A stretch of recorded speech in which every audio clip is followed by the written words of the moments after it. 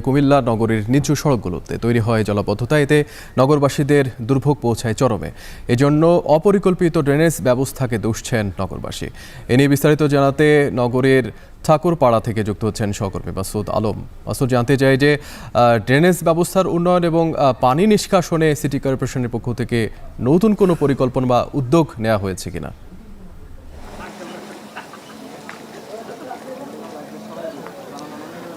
বিপ্লব, প্রতি বছরে কিন্তু এই ড্রেনেজ ব্যবস্থা এবং জলাবদ্ধতা দূরীকরণের জন্য কিন্তু সিটি কর্পোরেশন বেশ কিছু প্রকল্প নিয়ে থাকেন, কিন্তু সেগুলো আসলে ফলপ্রসূ কোনো সুফল না পাওয়ার কারণে কিন্তু এই সংকটে পড়তে হয় নগরবাসীকে। আমি যেখানে রয়েছে এটি হচ্ছে কুমিল্লা নগরের ঠাকুরপাড়া এবং অশোকতলা সড়ক। এই সড়কে সামান্য বৃষ্টিতেই কিন্তু পানি জমে জলাবদ্ধতায় তৈরি হয়। একটি টেকসই ড্রেনেজ টেকসই ড্রেনেজ ব্যবস্থার কিন্তু যে সংকট, সেটি কিন্তু তারা অভাব ফিল করছেন। আমি সকাল থেকে দেখেছি এখানে বিভিন্ন যানবাহন আসা যাওয়া করছে।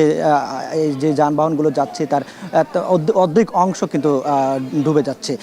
এই এলাকার স্থানীয়রা যারা রয়েছেন তারা বলছেন যে বৃষ্টি যখন শুরু হয়, বিশেষ করে বর্ষা আরম্ভ হলেই কিন্তু এই সড়কগুলোতে পানি জমে থাকে দিনের পর দিন। যার কারণ হচ্ছে যে পানি নিষ্কাশনের যে ড্রেনগুলো রয়েছে সেগুলো একেবারে অপরিকল্পিতভাবে নির্মাণ করা হয়েছিল, এবং প্রতি বছর যে একটা পরিষ্কারের পরিচ্ছন্নতার একটা বিষয় রয়েছে সেগুলো কিন্তু সিটি কর্পোরেশন না করার কারণে কিন্তু এই হাঁটু সমান পানি তৈরি হয়ে দুর্ভোগ সৃষ্টি হয় বাসিন্দাদের। এখানে যে ড্রেনগুলো করা হয়েছে সড়কের দুপাশে, সেগুলো একেবারে অপরিকল্পিত। যার কারণ হিসাবে আমরা দেখলাম যে এখানে যে বিভিন্ন নির্মাণাধীন যে ভবনগুলো সড়কের পাশে করে থাকে সেগুলোর যে নির্মাণ সামগ্রী সেগুলো ড্রেনের উপরে রাখার কারণে সে বালু এবং বিভিন্ন ধরনের নির্মাণ সামগ্রী এখানে পড়ে, সে সঙ্গে ময়লা আবর্জনা একেবারে ভাগাড়ে পরিণত হয় ড্রেনের ভেতরে। এতে করে অল্প সময়ের মধ্যে যে বৃষ্টির পানি জমে সেগুলো অল্প সময়ের মধ্যে নিষ্কাশন না হয়ে কিন্তু দিনের পর দিন সেগুলো জমে এবং পচা দুর্গন্ধ তৈরি হয়।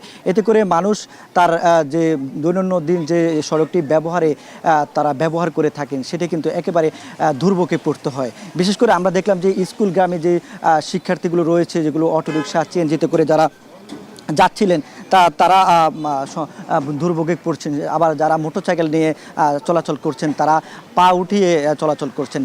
আমরা দেখেছি বেশ কিছু সিএনজি চালিত অটোরিকশাও কিন্তু নষ্ট হয়ে পড়েছে।